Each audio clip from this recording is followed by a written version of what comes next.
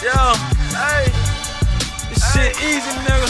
Hey, all I'm talking about, nigga, I'm still out here trying to get it. Contender Regime Boxing, checking back in with y'all, man. What's good? So I just got done watching a Devin Haney interview with Fight Hub TV. I believe that was a YouTube channel. And Devin Haney appears to be in camp, taking a break from some work, and was able to talk to some reporters. And they asked him a series of questions, man. It was a really good interview, in fact.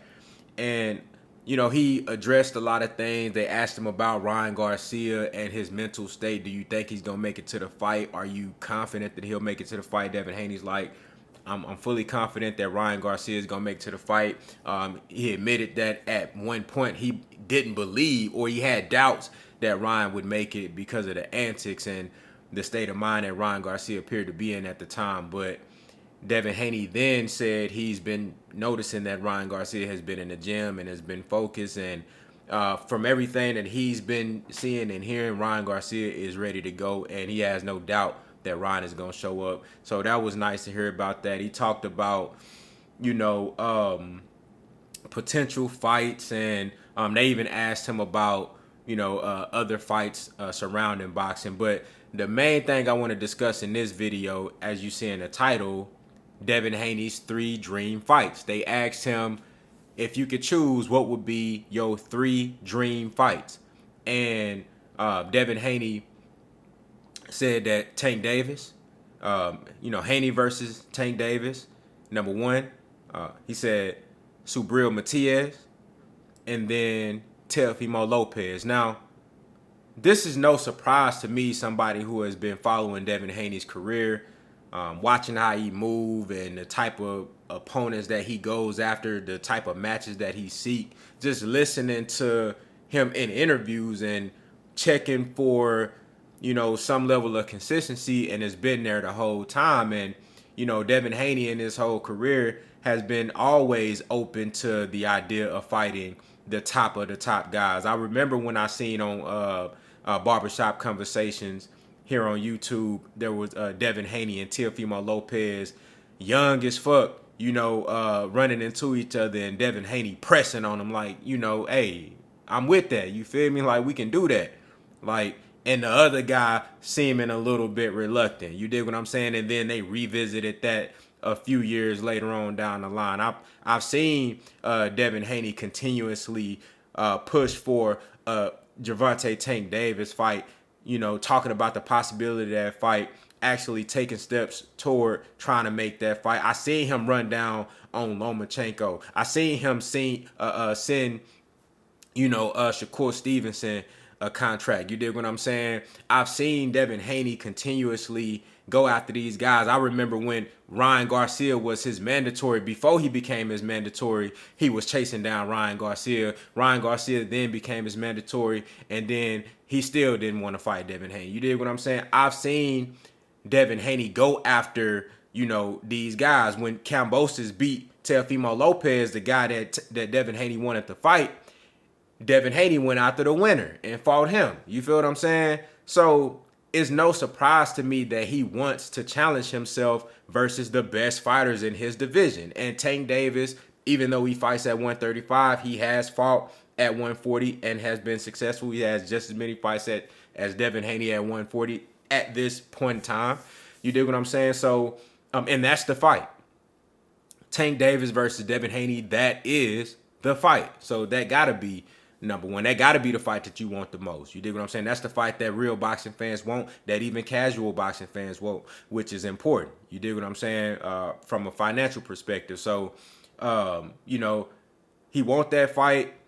He also want the Subriel Matias fight. When they brought up Subriel Matias, he said, hey, and I think that's going to be the next fight after he gets past Ryan Garcia, because he said, look, I guess I got to be that guy that's gonna bully the bully. You feel me? I guess I'm really that guy that you call to go beat up the bully. You feel me? I'm the guy that fight the guys that everybody else don't want to fight. He got on Richardson Hitchens' ass You know, Richardson Hitchens talking big shit about Devin Haney, about how the Kambosos victory wasn't good, and how, you know, he really ain't did this or really ain't did that. You feel what I'm saying? And how he'll beat Devin Haney. But Richardson Hitchens, the same guy who turned down an opportunity to fight Subriel Matias because he don't want to have the IBF next day rehydration clause on that, and that's for a world title. That's already built into the IBF.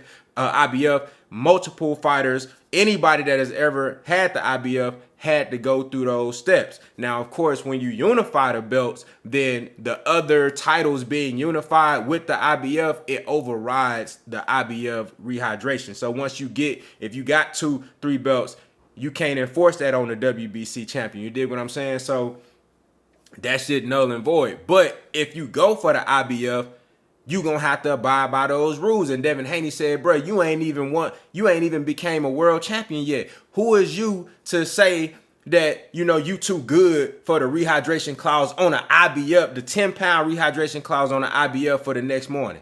Who said that you too good for that? You know, you ain't did shit. You ain't accomplished shit yet. So he got on Richardson. I'm glad that he addressed Richardson Hitchens, because I thought that was odd. Like, bro, you get an opportunity to become a world champion and to make your biggest bag and to overcome a huge challenge that could put your name on the map. Why you turning that down because of a rehydrate? Come on, bro. Where they do that at, where we turning down world title shots? You feel what I'm saying? And you ain't never even fought for a world title before. Probably never even fought a #1 contender before.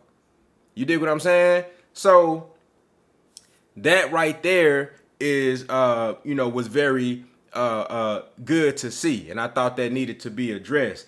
Also, as far as Teofimo Lopez, he gave respect to Teofimo, said, look, man, Teo is one of the only, probably the only other young guy that's going after, and Ryan Garcia too. You know, he fought Tank and now he's fighting Devin, but Teo has been going after, you know, he getting in the ring with Lomachenko. You feel me? And won that fight. Got in the ring with Josh Taylor and won that fight in a very good victory. You did a very impressive victory versus Josh Taylor, who was former undisputed and the #1 ranked guy at 140, had the ring title, which Teofimo Lopez himself now holds. Impressive.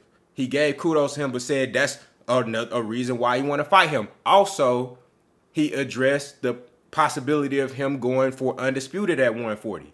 You feel what I'm saying? He said, look, at first I wasn't interested in becoming undisputed at 140 because I done already did that. Now I just want the biggest and best, most lucrative fights because I've earned that right to go for these type of fights. Now I done already did all the legacy shit. Now I just want the biggest and best fights. But he said, at first I wasn't interested in undisputed, but now I am. You feel what I'm saying? On some cold, cool, killer shit. You feel me? That's the type of attitude that should be praised and lifted up in the sport of boxing, because the more you have fighters like that, the more probable fights will get made, because it takes two. When you got two guys that both believe they the best and they're both equally eager to prove that they're the best, which means that you have to clash, that's when the fights happen. You feel what I'm saying? That's when the fights happen. That's when the fights happen. We need more guys like that. So Devin Haney talking that shit, man, and I believe him because, like he said, you gotta know this shit coming from the heart. Check my resume. Check how I've been moving my whole career. So you gotta take this shit for what it is. Like, I believe Devin Haney want to fight Tank Davis, Subriel Matias, and Teofimo Lopez, and I believe that after he gets past Ryan, puts on a spectacular performance, I think he gonna go after Subriel Matias again. I know they had some type of conversations, Bill and Subriel people. I believe they had some type of conversation. I think they gonna go after Subriel Matias and fight the guy that people viewing as the boogeyman. And look, I've been saying this. Subriel, he got power. You know, he can punch. He's relentless. He got a chin. You know, he eats punches for breakfast and shit. You know what I mean? Blocks punches with his face and shit. You know, he walked through everything you got and just keep throwing until you can't take no more. You feel what I'm saying? But I see a lot of holes in his game. And I can absolutely, positively, 100% see Devin Haney outboxing him and making him look foolish out there throwing big-ass shots and missing, looking goofy while Devin Haney up on the cards. And don't let him get too careless because he can get dropped.